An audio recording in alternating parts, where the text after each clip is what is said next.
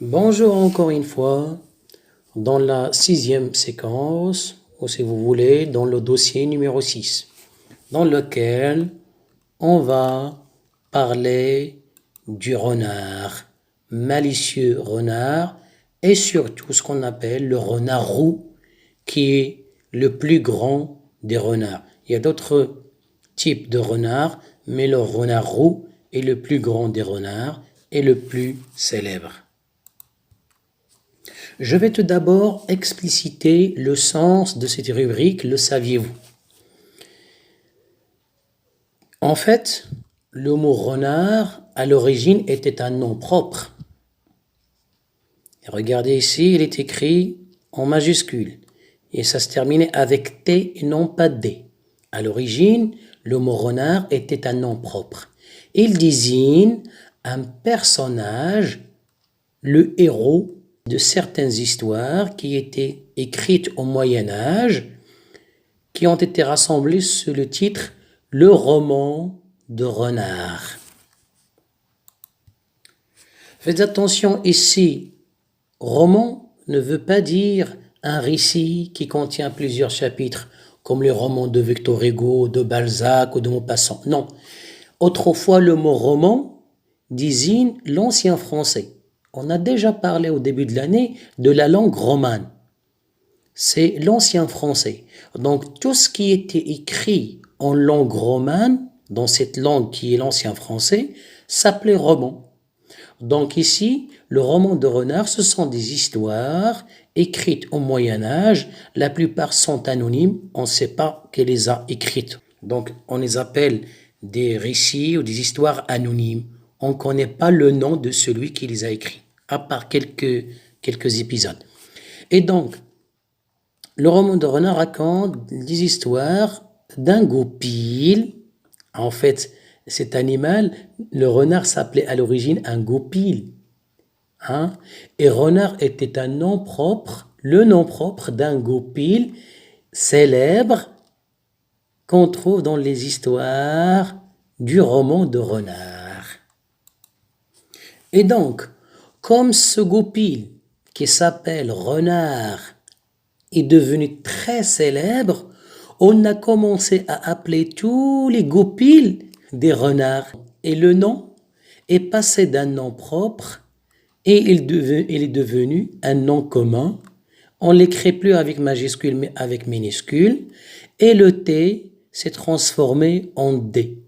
Donc renard à l'origine était un nom propre et qui avec le temps s'est transformé en nom commun pour désigner cet animal qui s'appelait et qui s'appelle le goupil.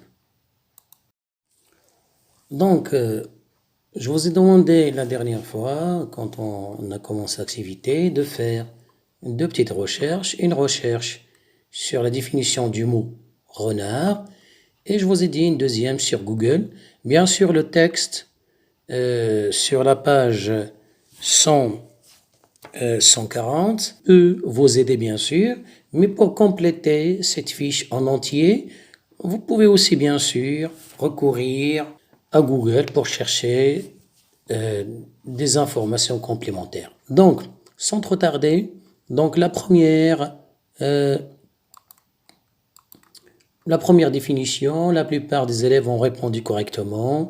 Donc, j'ai choisi cette définition plus simple. Un renard est un mammifère carnivore au corps allongé, aux oreilles droites, au museau pointu, à la queue touffu. Touffu, ça veut dire qu'il y a plusieurs poils. Touffu, au pelage fourni. Son pelage fourni, ça veut dire épais en quelque sorte. Donc, pour la deuxième recherche, c'est pour compléter cette fiche d'identité du renard. Plusieurs élèves m'ont envoyé leurs réponses et c'était pour la plupart correct, mais d'autres ne l'ont pas fait. Donc là voici la fiche d'identité du renard. La classe, c'est un mammifère. L'ordre, c'est un carnivore. La famille, les canidés. La taille, c'est entre 90 à 120 cm de longueur, avec la queue bien sûr, la queue comprise, et de 3 à 11 kg. La couleur de la robe, c'est brun roux. Hein. Vous voyez les images, ça vous donnera une idée très claire sur cette couleur. Le cri, on appelle ça le glapissement. On le dit aussi pour les chiens, pour les loups. Hein. Répartition géographique, ça veut dire où on peut trouver, où vit le renard, partout presque. Hein. En Amérique, en Afrique du Nord, en Australie, partout.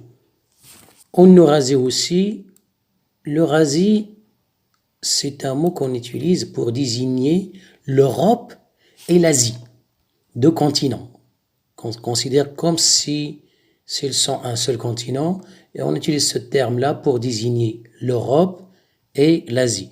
Donc, il se trouve partout, en Amérique, en Europe, en Asie, en Afrique, en Australie, presque partout.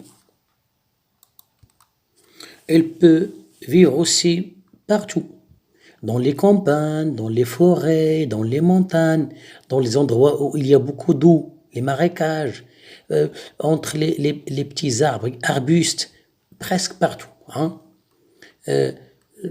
Son habitat, sa maison, entre parenthèses, ça s'appelle un terrier, puisqu'il creuse un habitat dans la terre, on appelle ça un terrier. L'alimentation, presque, il mange tout, c'est comme les êtres humains. Il a un régime alimentaire omnivore. Il peut manger des petits rongeurs comme les souris, les rats, les lapins, les lièvres. Ça ressemble à un lapin, mais le lièvre est sauvage. Les poules, les oiseaux, les œufs, les fruits, les insectes, les grenouilles, les détritus. Les détritus, c'est le reste des plats, des repas, le reste de n'importe quoi. Hein, les détritus. Comment sa reproduction, le fait d'avoir des petits, donc la renarde donne une portée par an, ça veut dire elle donne des petits une fois par an. Généralement, elle donne des petits pendant le mois de mars. Elle donne généralement une moyenne de 5 petits. Quand on dit la moyenne, ça veut dire on peut avoir plus ou moins. Mais en tout cas, le milieu, la moyenne, hein, c'est 5 petits. Et le nom de la femelle, c'est une renarde, et les petits, hein, ce sont des renardeaux. On passe maintenant à la rubrique Observer les images. Donc, on vous demande d'abord d'identifier les photographies et le dessin. Donc, on a deux photographies. La voici la première. Hein. Elle est prise par un appareil photographique. Et la voici la deuxième photo. Hein. Et ça, c'est un dessin. Donc, on a un dessin scientifique. Ils ont dit dessin scientifique. C'est pas un dessin fait par un petit enfant. Non, c'est un dessin qu'on trouve dans un livre scientifique des sciences naturelles. D'accord? Et deux photos, celle-là et la grande. Quelle remarque peut-on faire sur le trait du dessin? Le trait du dessin, les caractéristiques, si vous voulez, du dessin. Tout simplement, quelle remarque peut-on faire sur le dessin et sur les couleurs, toujours du dessin? D'abord, il faut préciser d'abord que ce dessin est une gravure aquarellée. Qu'est-ce qu'une gravure? Une gravure, c'est une technique qu'on utilise pour avoir un dessin. En fait, on utilise un morceau de bois ou de métal sur lequel on grave, on trace, on grave un dessin, on utilise de l'encre et on l'écrase contre du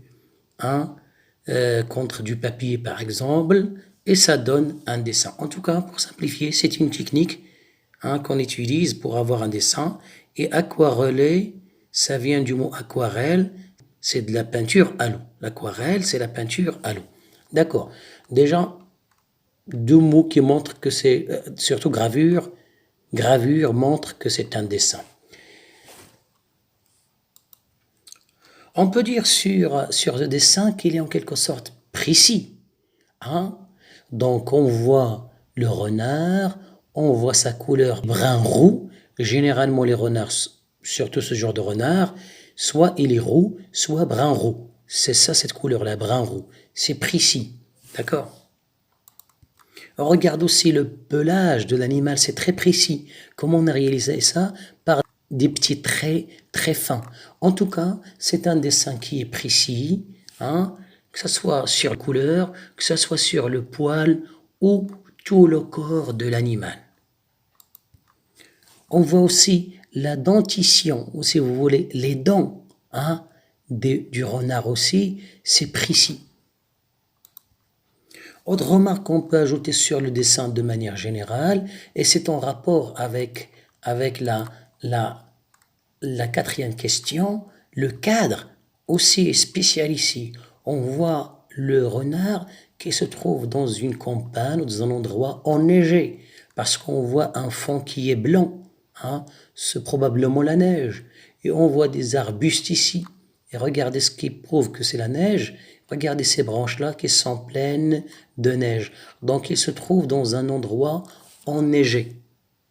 Pour les deux autres images, on représente le renard dans un endroit verdoyant, dans un endroit où il y a de l'herbe, où il y a de la verdure. Que ce soit dans cette image-là ou l'image suivante. On voit le fond ici vert, donc l'endroit est verdoyant, il y a de la verdure, il y a de l'herbe. Pour les deux photos, on voit le renard qui est en arrêt, qui est immobile, qui ne bouge pas, que ce soit dans cette image ou dans l'autre photo. Le renard est en arrêt. Par contre ici, il est en mouvement quand même, montrant sa dentition dans une attitude de réaction en quelque sorte, envers un danger peut-être. En ce qui concerne sa morphologie, on peut dire la couleur, il est roux, ses oreilles sont pointues, son museau, il est effilé, ça veut dire il est allongé et il est mince si vous voulez. On dit, il est fin, on dit qu'il est effilé. Sa gorge, regardez ici sa gorge, elle est blanche. Donc sa queue est touffue, pleine de poils. On dit qu'il est touffu, qu'il est fourni. Et regardez son regard, il a un regard perçant, un regard qui transperce. C'est ce qui concernait cette double page de la 6e séquence. Sur ce, je vous dis au revoir et à bientôt.